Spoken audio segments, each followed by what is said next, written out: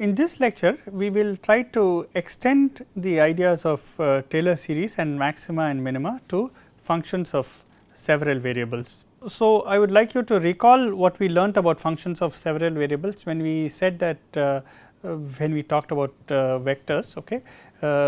We saw how when we take derivatives of functions of several variables, the gradient was used to denote directional derivative. So, the gradient was related to a directional derivative and it was also related to the direction where the rate of change of function is maximum. Now, you might think that functions of several variables, can you have maxima and minima for these functions, and the answer is yes, you can very much have maxima and minima for these functions of several variables, and in fact it turns out to be extremely useful in various analysis to know what are the maxima, minima, and what are these are sometimes called the critical points where the function or its derivatives, any of its derivatives goes to 0. So, the analysis of the functions and its critical points is actually something extremely useful. Before we get to analyzing the maxima and minima, let us try to see what the Taylor series expansion will look like for a function of several variables. So, we start with a function. Now you have a function of x y. Let me write this as you want a Taylor series, Taylor expansion about x 0 y 0. Okay. So, now a point is specified by these two coordinates x 0 and y 0. So, you want to do a Taylor series about x 0 y 0. Okay.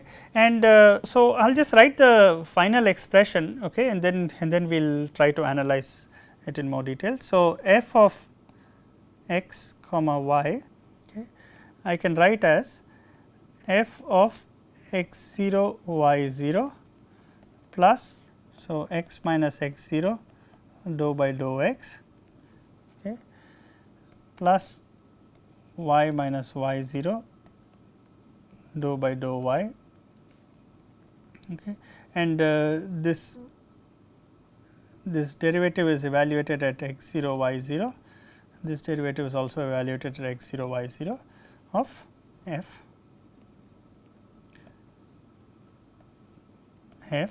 of x y.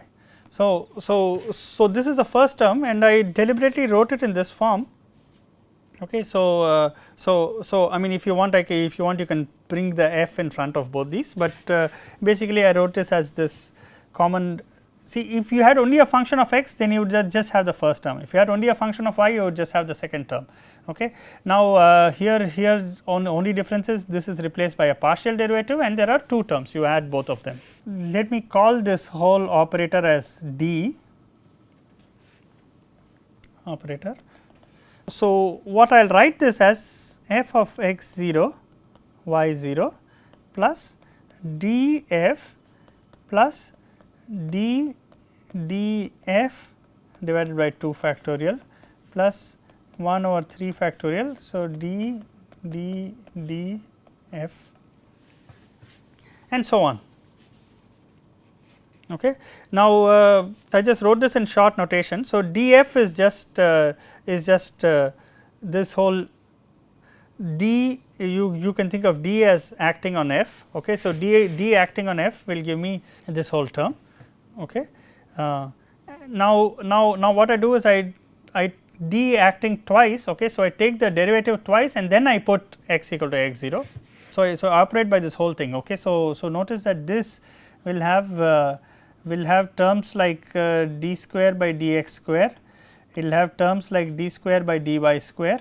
It will also have cross terms where you have d by dx into d by dy.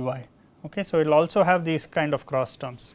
This is what the Taylor series expansion looks like for a function of several variables, and let us just write down a couple of terms. Okay. So, suppose I have f of x y is equal to f of x 0 y 0 plus x minus x 0 dou f by dou x evaluated at x 0 y 0 plus y minus y 0 dou f by dou y evaluated at x 0 y 0 plus x minus x 0 square divided by 2 factorial dou square f by dou y square dou x square evaluated at x 0 y 0 plus y minus y 0 square by 2 factorial dou square f by dou y square evaluated at x 0 y 0 plus x minus x 0 times y minus y 0. There will be 2 terms. Okay. So, therefore, that will cancel the 2 factorial, and what I have is dou square f by dou x dou y evaluated at x 0 y 0 plus higher order terms that involve 3 derivatives. So, this is what your Taylor expansion of a function of 2 variables will look like, and similarly you can extend to functions of several variables.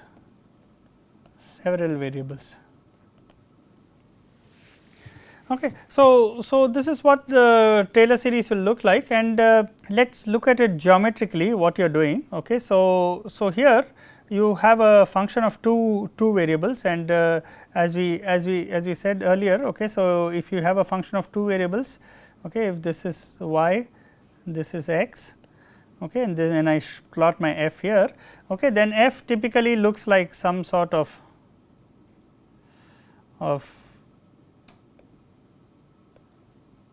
then the function might have another value here. So, this might be f of x y.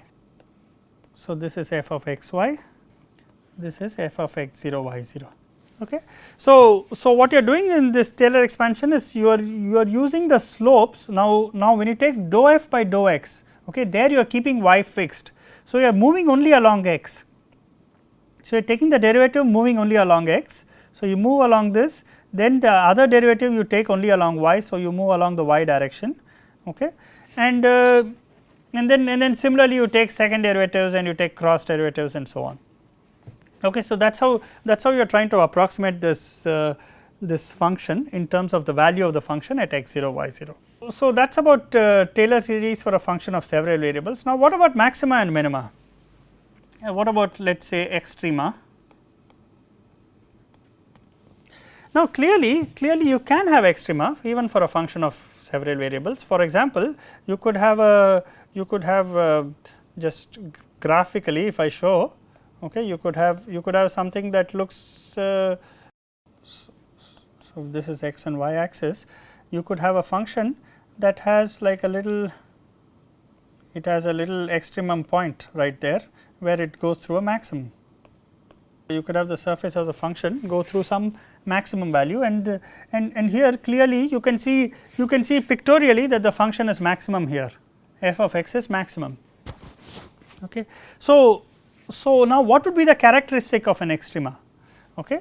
So, is dou f by dou x equal to 0, or if dou f by dou y equal to 0, okay, or are both dou f by dou x and dou f by dou y 0 at maxima at extremum point. So, what should be the condition for the extremum?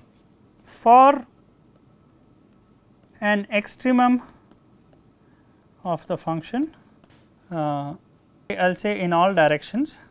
So, if you have a point that is extremum in all directions, okay, then you should have all derivatives be 0. So, dou f by dou x at x equal to x 0 equal to dou f by dou y at x equal to x 0, y equal to y 0, x equal to x 0, y equal to y 0 equal to 0.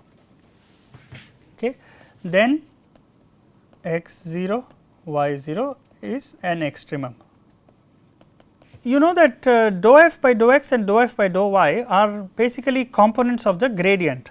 So, you know that del f is equal to dou f by dou x times I plus dou f by dou y at j. So, now if you look at del f evaluated at x 0 y 0, okay, so this is nothing but dou f by dou x evaluated at x 0 y 0 times I plus dou f by dou y evaluated at x 0 y 0 times j. So, that means at extrema grad f, okay, let me put a vector sign, grad f equal to 0. Okay. So, at the extrema grad f has to be equal to 0. Okay. So, this is the maximum and minimum of a function of multi-dimensional of many variables will have gradient equal to 0. See, gradient vanishes. Okay, so, it goes to 0. This is a very practical observation. Remember the two interpretations of gradients. So, interpretation of gradient. Okay. So, we learnt in terms of directional derivatives.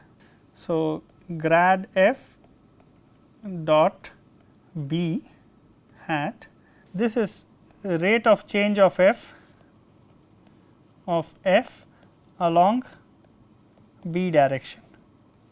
Okay. So, suppose you want to find how the function is, what is the rate of change of function along b direction, along some direction.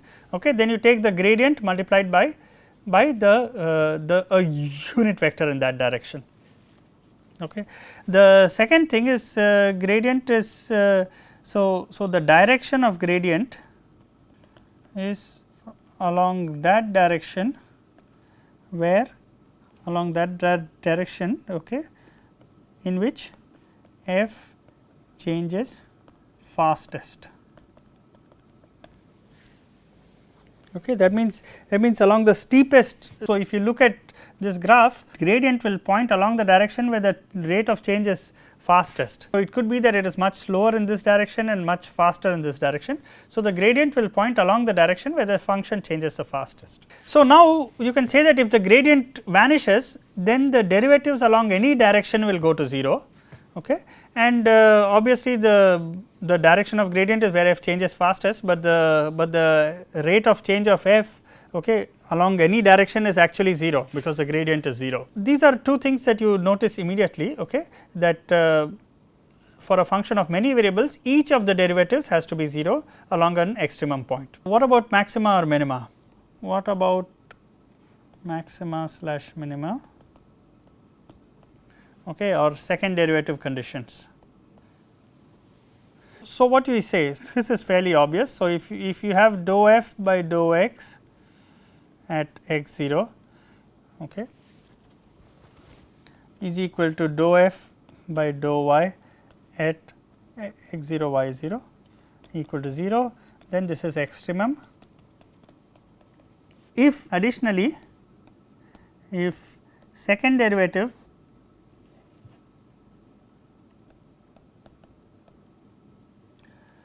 if all second derivatives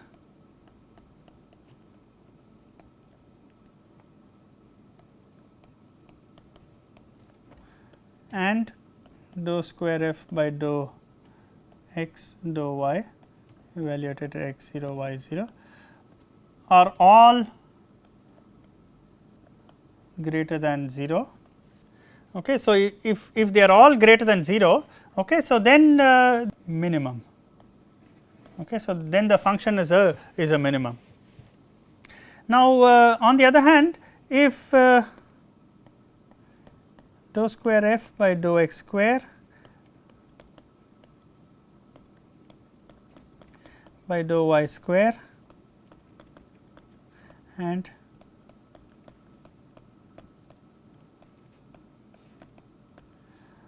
are all less than 0, then clearly it is a maximum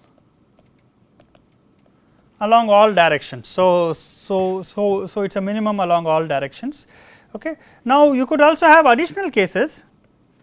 So, more cases possible where function is maximum along some directions and minimum along others. Okay. So, one of these derivatives might be greater than 0, one might be less than 0 and so on. Okay. So, you could also have things like that, where function need not be a maximum along all directions or a minimum along all directions, but it can be maximum and minimum along certain directions. You could also have cases where you have things like saddle points. Okay. So, the function is maximum along one direction and a saddle point along another direction. So, all these things are possible, and you know, you should really imagine these by trying to visualize certain functions and try to see how a maxima looks. So, if it goes like this, okay, then you know that it is maxima, it is a maximum at that point. On the other hand, if it goes like something like this, then you know that okay, you have points where the derivative is 0, but it looks like it's maximum along this direction, but it might be or it looks like a minimum along one direction, but a maximum along another direction. This classification of critical points. Okay, so these are points where one or more derivatives is equal to 0. So, these are points where one or more of the derivatives is equal to 0.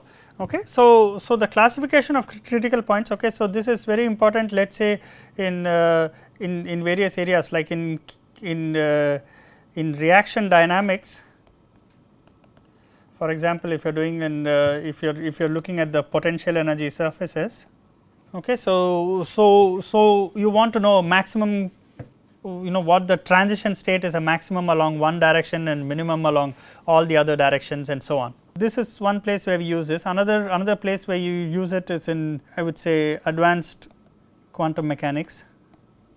So, this is used to identify bonds in molecules. Okay. So, we look at the electron density. Okay. So, you look at the electron density, which is a function of several variables, and you try to look at where its derivatives go to 0. Okay. So, when you identify all these critical points, and looking at the nature of the critical points, you can identify various bonds and you know, places where electron density changes. Okay. So, I will conclude this lecture here. Okay. In the next lecture, what I will do is I will try to look at the process of optimizing a function of many variables. Okay. And in particular look at something called constrained optimization. How do you do an optimization when you not only optimize a function, but you also have certain external constraints. Okay. Thank you.